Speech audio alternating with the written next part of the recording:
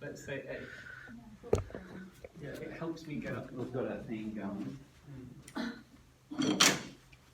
Some technique.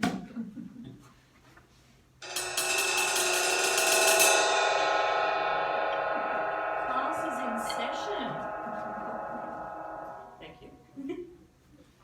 Welcome back to our science music hybrid class. I hope you enjoyed last lesson. Now, who can tell me what homework was given for last lesson? Oh, it was something about the Big Bang. Yeah. Yeah, the Big Bang is what we are made of. Yeah. What we made of, very good. Dust star, So, dust side.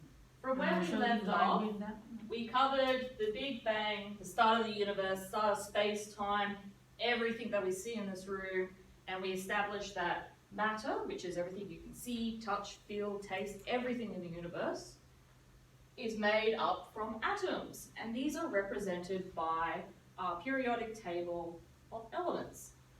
So the homework that you guys got was to go home and have a think about some of the elements that you probably have already heard of, and in addition, I'm going to ask you to think about what are some properties of those elements that might come to mind.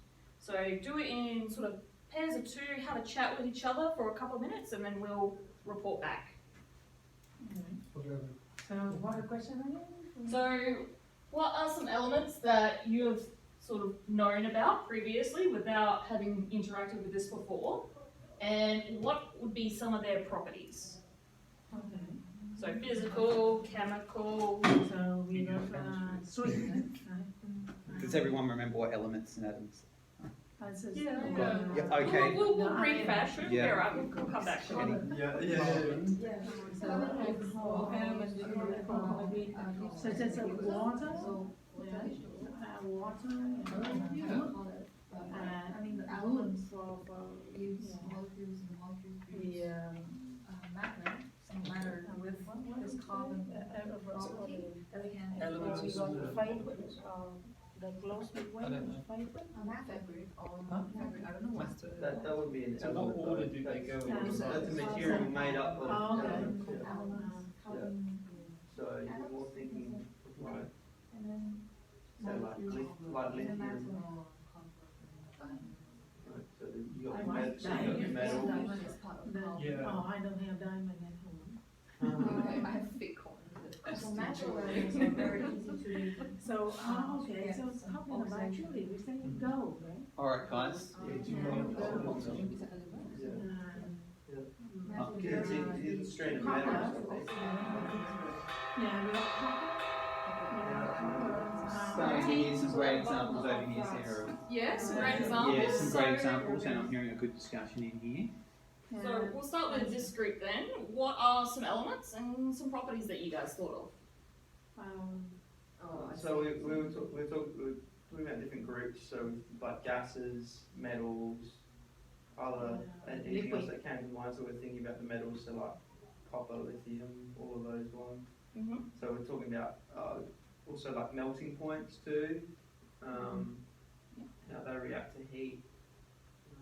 Excellent, we've got an advanced class. And what about you guys?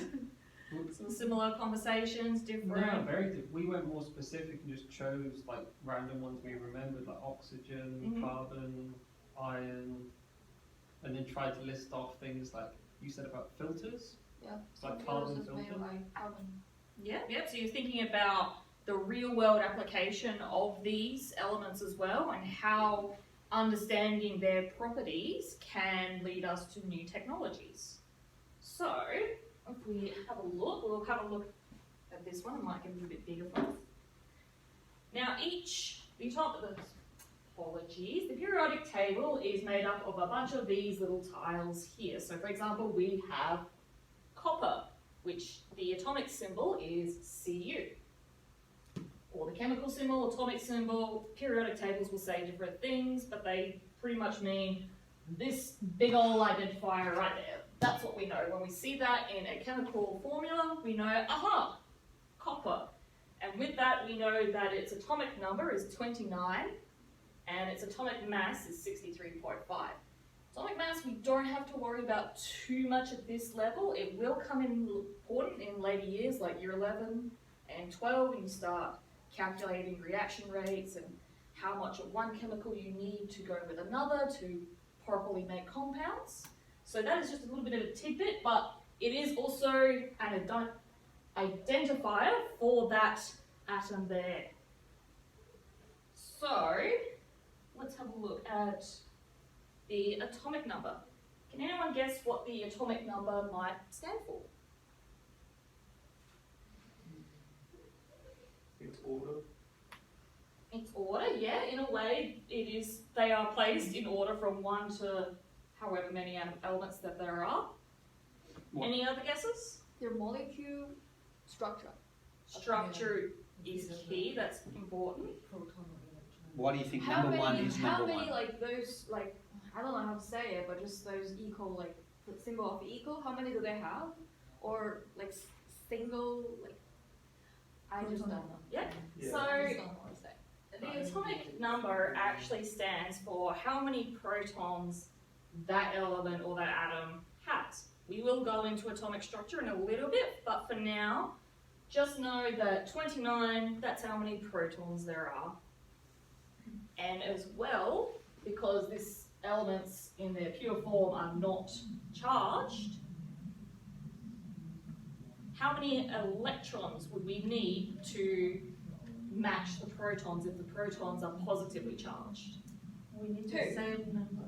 Same number. of Very good. electrons. So, and we also know that neutrons, which are a part of the nucleus inside the structure of the atom, equal the same number of protons as well. So how many neutrons would be in copper? 9. 29. Exactly. So atomic number is very, very useful for figuring out what that element is and what it does. It's quite simple too.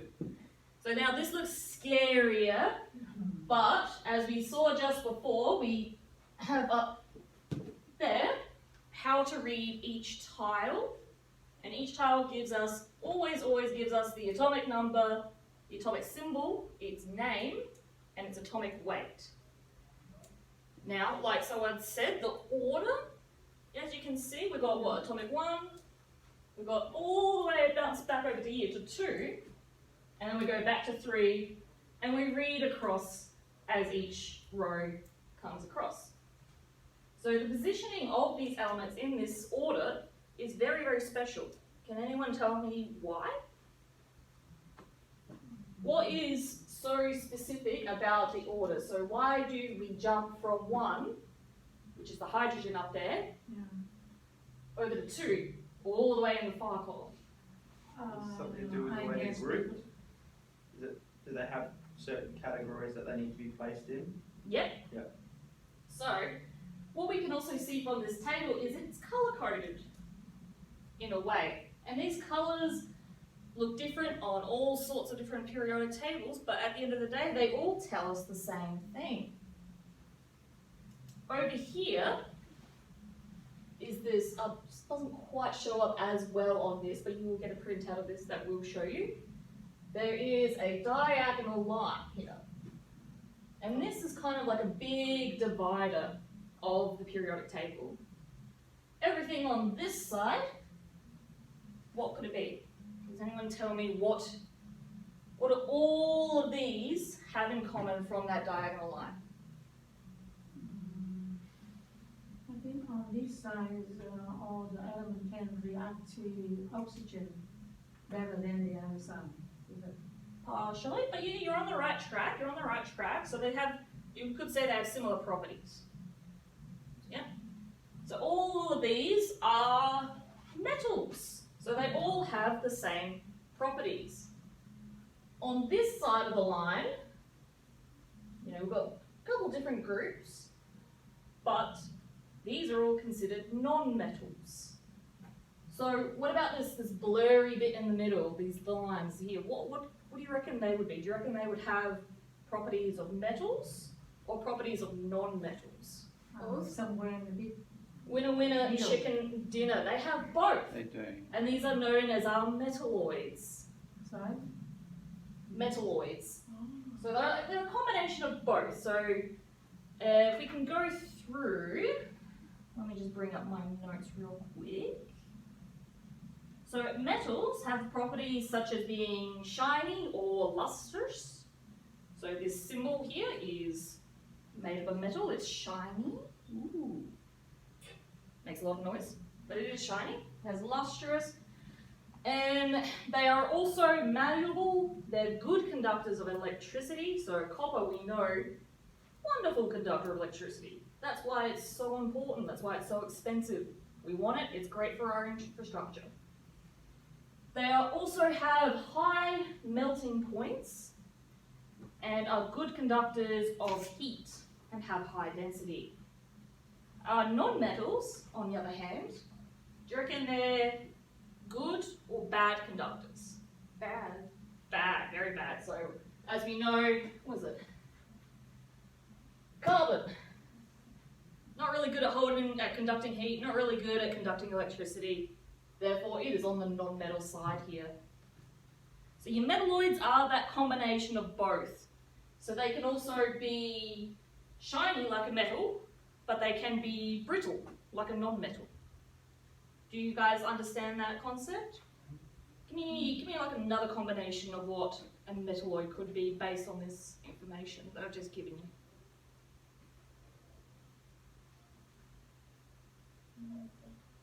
So is silicon, is it malleable? Silicon, yep. It can be shiny, can't it? Is it a good conductor of electricity? Yes. No, it's No. not. No. Sometimes, yeah. So as we can see, it's shiny, malleable like a metal, but not really great at conducting electricity or heat. So that's got those traits from both of those sides there. Now they can be broken down further into. So this group here are known as our noble gases. These guys don't really react with anyone.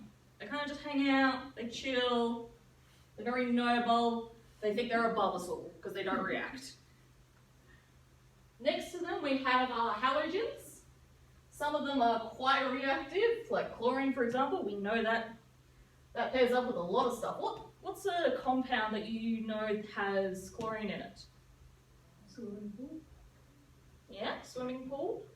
If it was paired up with, say, sodium, gives us, Like salt.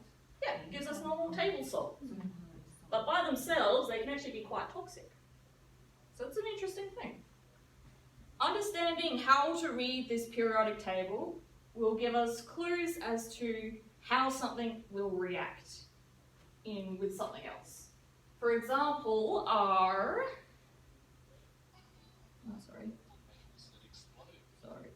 I had a picture here that was telling me. So we've got our alkaline metals as well. Now these react quite violently with water. Have you noticed something that I've been saying a lot? So all these in this group, they all react similar. They all have similar properties. Same with our noble gas boys. They're all similar, react similarly. Do you reckon it's a coincidence that they're all in the same column? You're saying yes, it's a coincidence? Why do you say yes? Well, just unconsciously. Yeah. So these are actually all grouped together very purposefully. So each column represents a group. And all of these groups will react similarly. They are like a family. They're very similar to each other. And that actually comes down to how the electrons are placed in the atom, which we'll go through in a little bit later. And it gets very complicated very quickly, but we'll get through it. So I think that's enough information on our periodic table. Yay, I'm not scared of it anymore. Yeah. You Oh, wait, don't- no. I think- yeah. One more thing as well. If we have columns, what's across? Rows. Do you think these are also arranged in a very specific order? They must be. Yes. It Because must. there are, some have solid rows, some have gaps. So there has to be a reason for it. Like the top row is only 2. Yeah, exactly. So it's interesting that you observation. say that the top row only has 2, but the top row only actually has 1. Hydrogen, whilst we put it in group 1, row 1, it's actually considered separate from the periodic table because it is such a unique and reactable atom. Hydrogen is everywhere. It's in your food, carbohydrates, hydrogen. Interesting. And then you've got it in your water, your air almost. It's everywhere. So that's why, but for convenience sake, they do usually position the hydrogen up there, but just know it's a special little atom. Yes? Why hydrogen got the same color with the other group over there, like carbon and nitrogens and oxygen? And so phosphorate or something? Yeah. And that's what I mean by hydrogen's a bit of a special one in that it's more closely related to these guys and it reacts very well with these guys, but it is separate just because it's the only one that only has 1 neutron, 1 proton, 1 electron, which makes it highly reactive. I can't say that word today. But yeah, it's there. It is a special little one. But we do also put it there for another reason. So you've got your rows across, you've got 1, 2. Now, not to get into too much detail, we'll go into it a bit later. The first house for the electron, how many electrons do you think it would hold based on this graph here, based on the table? So it has something to do with the rows. You've got 1, 2 in the first row. How many electrons in that first house or shell? 3? No? We'll go 2. Oh, 2, yeah. So for another example, in row 2, we have how many? We've got 1, 2, 3, 4, 5, 6, 7, 8. We have 8. How many electrons do you think all exist in that second house or shell? So that's 8, just be 8, so it can be stable. Mm-hmm. 8. And it's interesting you mentioned stable. This is why our our noble gases are so unreactive. It is because that outer shell, which is, we can tell from the rows, that outer shell is completely full. Only holds 8. Helium. Row 2. Number 2. 2 electrons in that inner shell, that's all that inner shell can hold.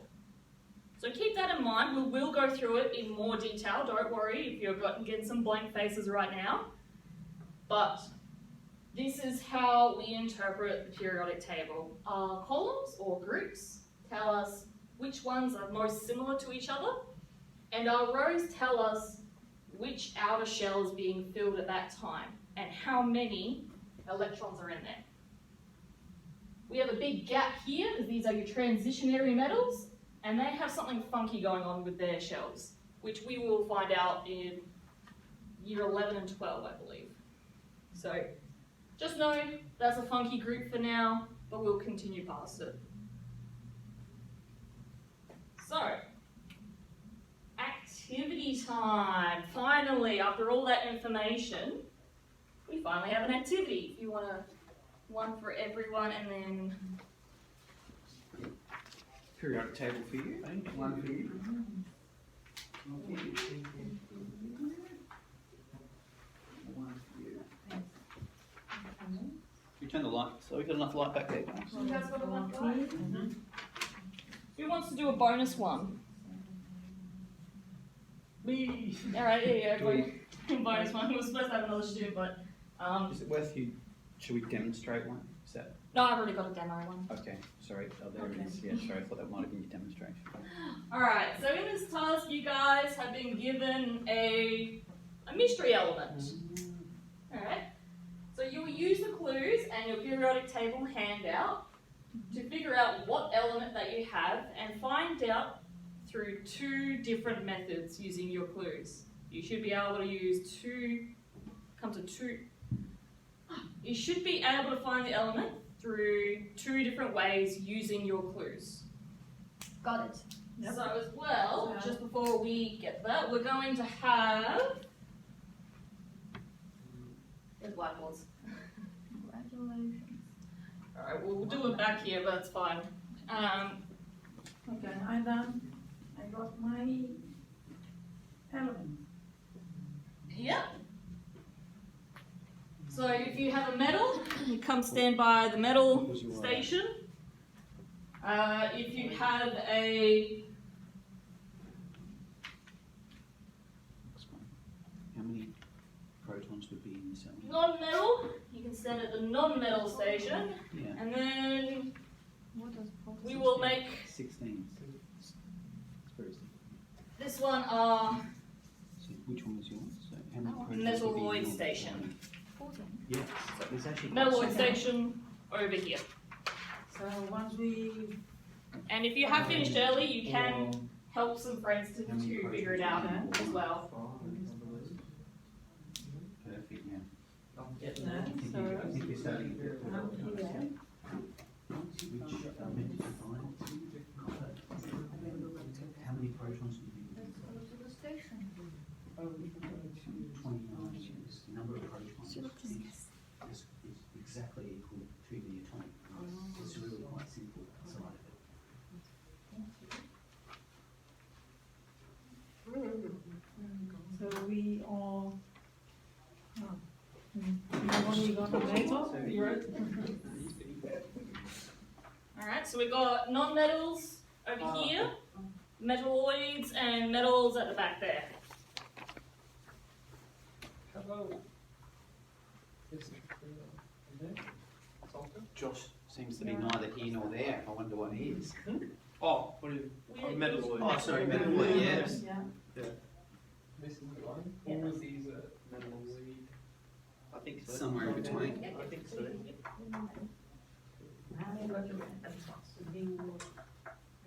Oh yeah, I am. Yeah, I am. Yeah. Yeah, previously I probably would refer to them as semiconductors in my Oh, own that was a because they're funny never one. quite there on the side, but their official name is I know, semiconductor. but I'm Yeah. going to do this. Right, so let's go there. Has everyone figured out their mystery elements? Yes. Excellent, cool, quick little activity. Hmm. So we're going to start with you. How'd you find your element? Explain how you got to where you are, and what is your element? So mine is sulfur, and I just thought, I don't know, like almost instinctively, I was like, well, no, it's not a metal, but I had to use the table. Yes, you have to use your clues to find where it was on the periodic table. So, Yeah. can you? So with the line, I was just, Yeah. I just thought these ones can be in between, and it was on the right side. Yes. But I thought it was non-metal. Excellent. And you found it through using. Would you use the row, the atomic number, the atomic weight? Oh, first I used the row, Yeah. but actually I thought the quickest way is to use the atomic number, but you put that last. It's like a trick. Yeah. Making my brain work. And what about you? What did you get? I got carbon. Yeah. And the way I got that one, first I use the column number, and so I know, okay, here, this side, and then it's a atomic number, so I put that right there.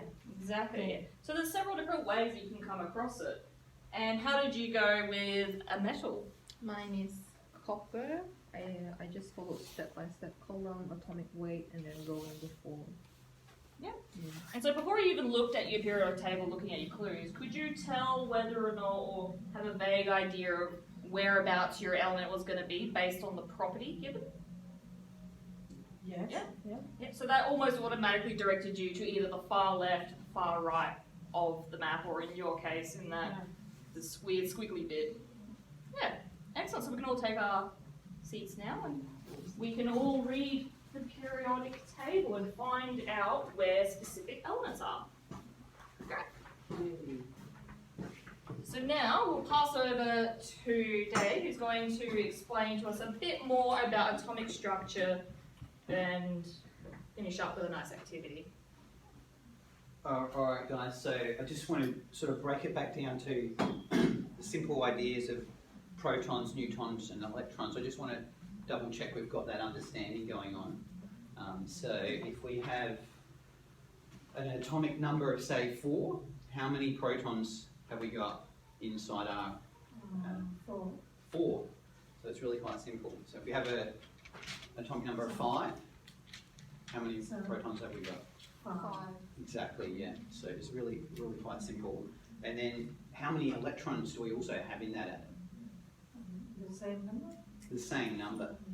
And does anyone know of a common model that's used to represent electrons and protons? Has anyone ever seen an atomic model? Not really. I don't know. No? We happen to have a picture of that. I'll try and pull up. Yeah. Next slide. Is it? Yeah. Yeah. So here's the more. Like that.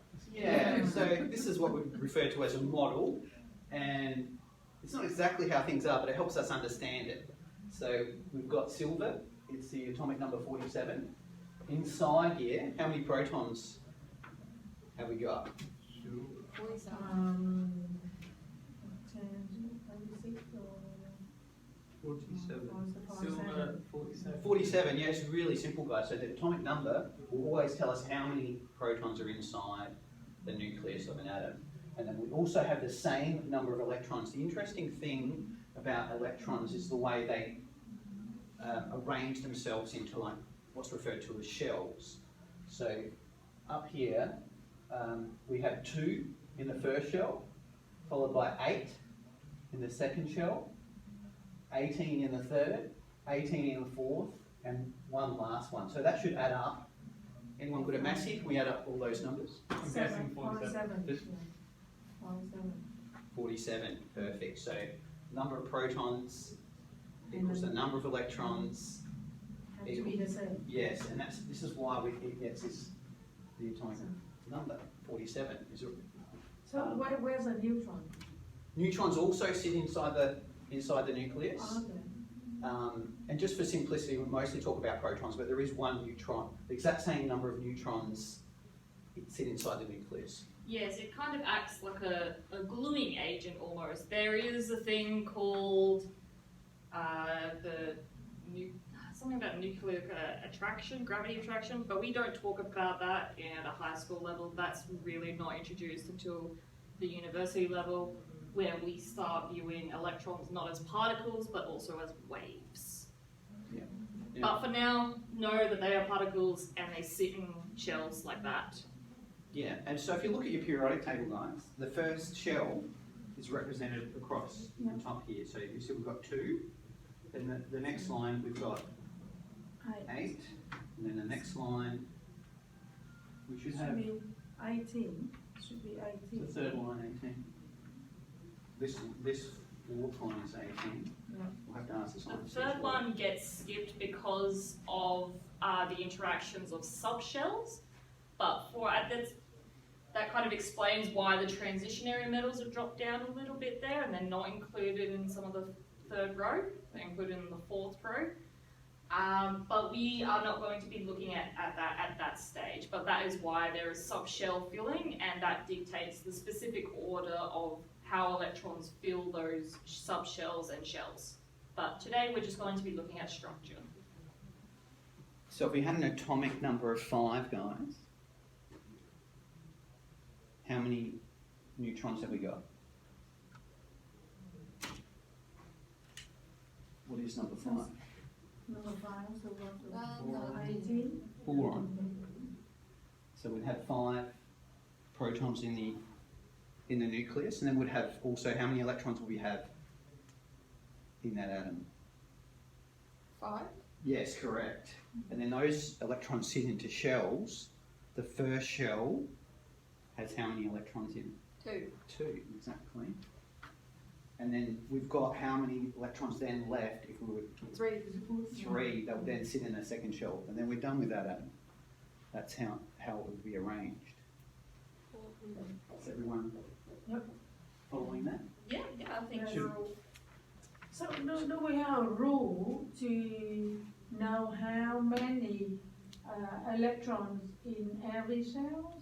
Yeah, there are rules, and if we had a longer lesson, or if we had another lesson on explicit, that's what we would go through in the next lesson, is how to specifically fill those shells of electrons.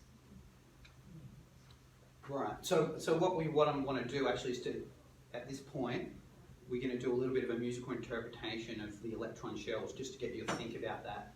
Just another way to sort of visualize it. Yeah, a little bit more. Because we obviously, the first shell is really quite small. There's only 2 electrons that sit in it. And then once that's full, we move out to the next shell, which houses how many electrons? All right, so actually what I'll get everyone to do is stand up right now, because I feel like you've been sitting way too long. We need to get everyone to wiggle. And let's just think for a minute, if we were all protons, what atom are we, what atom could we make? How many people have we got?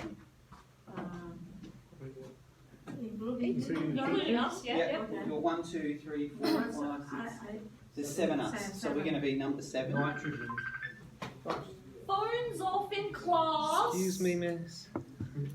We would be Nitrogen. we would be nitrogen, right? So if we're all in the nucleus, and then if we moved out, we're all now electrons, right?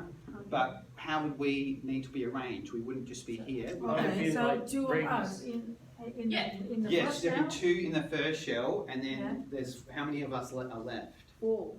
So how would we would arrange? Would it be 4 and 1? That's, Yeah. I don't know. What's 4 in 1. So now we're electrons. Yeah, we're not protons anymore. We're electrons. So we're just assuming, okay, the shell has its yes. But so what we're kind of demonstrating here is how electrons move into different shells. So the inner shell is really quite small, and there's only ever 2. So then the number of electrons that are then left, we've got 1, 2, 3, 4 of us. So we become the next shell, and we can fit more electrons in until that shell is full. All right? Okay, yeah. And there's 8 in the second shell, correct? Yes. Yeah. All right, so what we're going to do, we're going to try and represent that musically. So we've got a core here of 2. Yeah. What do you think we could do musically to represent you two? Really Anybody stable. got any ideas? Some kind of is A loud sound? some easy listening. Something simple? Yeah, simple. How about, I've got some little sounds down here we can make.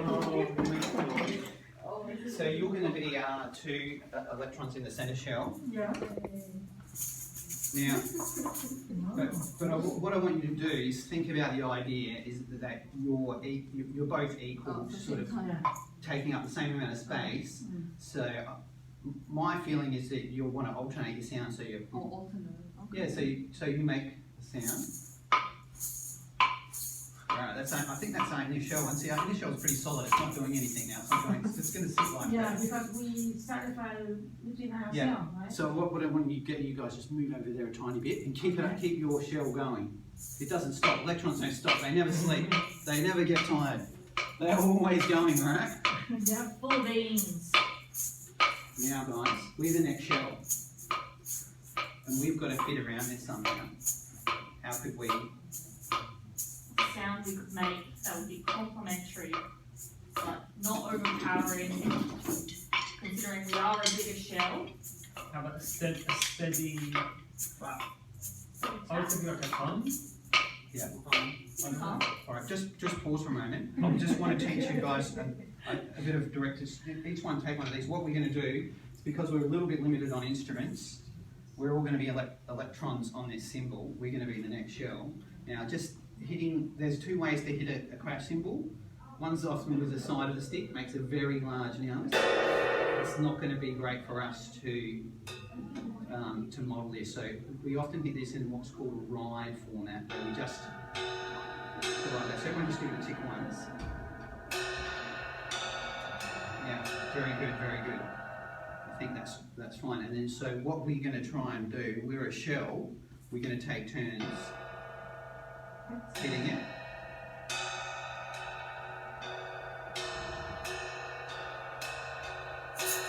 Alright, so let's just Careful pause. not to Yeah, so we're going to try and, because we're all trying to squeeze in the same shell, but there's plenty of room for us now. We could probably even fit a couple more, right? So now I want our inner shell to get going. Let's go. Come on, sorry. Let's go Inner in the shell. shell. It's pretty solid. Now let's just start with one person trying to fit in the next shell into that. One person. So pick up a match your feelings. Yeah, try and pick a beat. Maybe slow down a tiny bit, guys. You're good? Yep. So pick a sound somewhere in that rhythm. You see how it's... Keep on. See, we want you to loop. Yeah, I thought she was going to do No, it. we're just no, going to no, focus no, one. just you Yeah, just okay, you I was guys. over this. Yeah.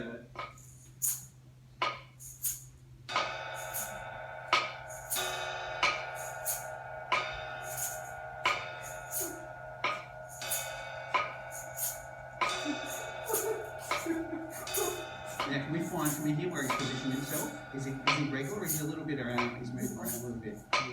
There. I reckon let's have one tip. You try and align one of those sounds. Go in between. Yeah, you could. Just Was one it like try. 1, 2, 3? Yeah, we're going to try and keep it as a regular rhythm. So you go. So 1, 2, 3 or 1, 2? You One, no, two, just 1, 2. three. You're just doing your own thing, but we're going to fit Yeah, for so you. do you want to do 1 or do you want to do 2? I'm easy. You pick one of them, and you guys are in an independent shell. You don't Yeah, know you what don't he's need to doing. worry about him. He's mostly trying to fit in with you guys. Just repeat.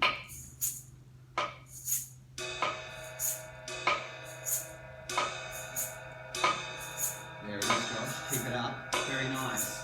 Now, who would like to try and fit into this rhythm now? See how far we can go with it. Oh, I'll try. Okay.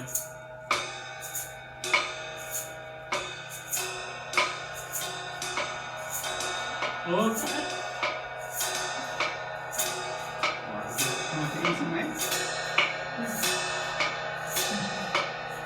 I'm going to try and separate your space from the others.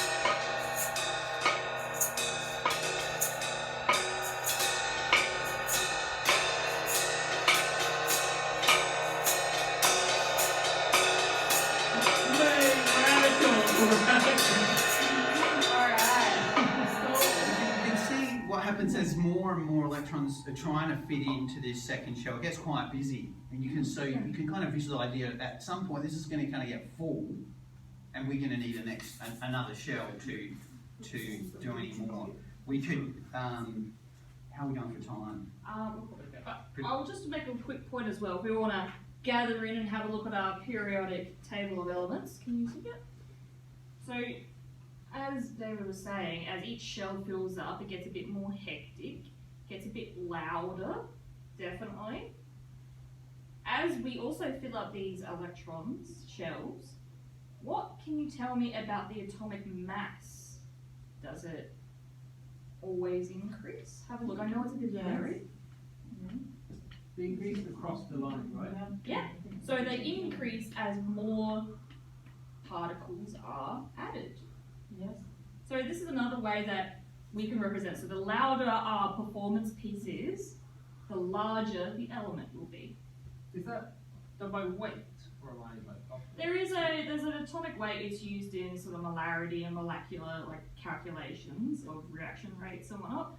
But that is something that we would come back to in year 10. For now, we are focusing on just getting you familiar on being able to locate and interpret all the data that is on the table of elements. And in much the same way that the letters of the alphabet can be used to spell words, we use elements to make molecules, which make up our world. And this is why, from the last lesson, I said that the periodic table of elements is the alphabet of the universe. So, I think, what do you reckon time? I think we are, If that's close to time. yeah, I think that's close to time. We did Covered a have a lot, little, great. we did have a little exit survey for you if you kept your little slips of mystery paper. But this is something that you can kind of just think about of, you know, what's something interesting that you've learned today and what's something that you would like to learn more about. So we can kind of prepare for a bit more of a collaborative learning lesson for you guys next time. So if there's anything specific you want to know, let us know in either the feedback sheet or even on your periodic table, just a slip of paper, hand it on back. We'll sort it out from there. But all in all, thank you for our class. Good work on the inner shell, guys. Very solid ribbon. I was really solid impressed. shell. We Yeah. struggled to get Us it. electrons, you can see as you're trying to fit more things in, Chaotic. you really We're all need, messing about. you nearly need a little plan or a model that would represent what's going on there so that we could try and model it properly. Yeah, we Basically just wrapped up. Yeah. Fantastic. So who needs to go still? See, you're doing yours today? Oh yes, yes. Yep. And yeah, cool. Apologies, we did run over. No, that's okay. That's right. Any questions, guys? So Anyone just cover need today. anything clarified? Did you have fun? Yeah. Would you do it again? Yeah. Yeah? With a different element or something. Yeah. If you have like a class of 30, it's a lot easier to be able to split people up into like little groups and even make a molecule. Thanks to for make a group watching. of salt.